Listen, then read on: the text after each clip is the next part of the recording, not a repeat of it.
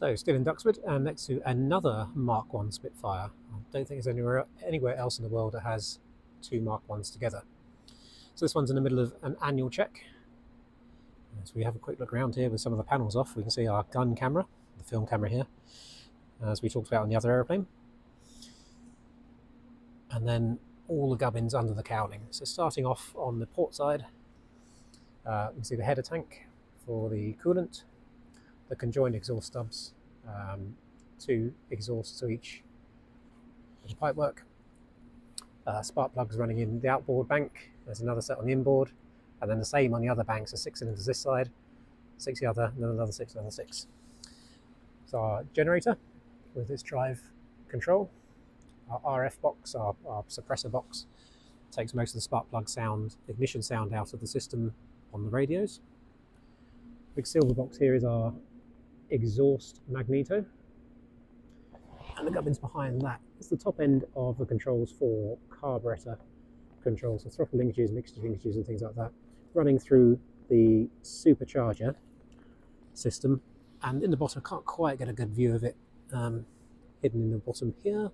This black lump is your carburetor area here, and that runs to the carburetor air intake on the bottom. Got various filters around the cowling. I'm not an engineer, I can't remember what they all do, I'm afraid. And various regulators as well. The silver one is a hydraulic regulator valve.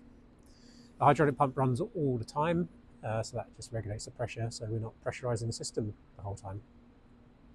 Various linkage bars, engine bearers, and our oil tank filled here.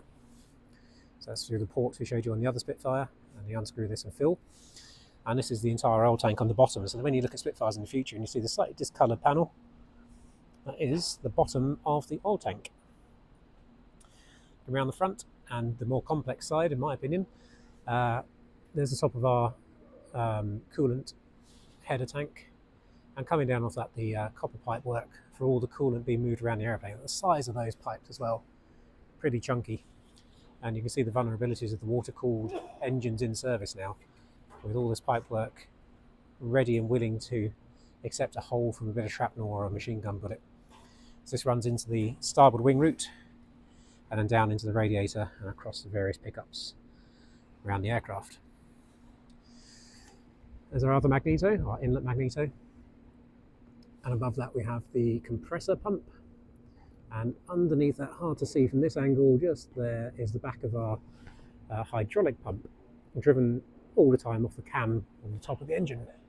There's our cam block. Hidden at the back, we have with a white label on it, the hydraulic reservoir, and then the oblong green box is a filter separator for oil, fuel from the hydraulic system. The brass coloured box there is another filter, separates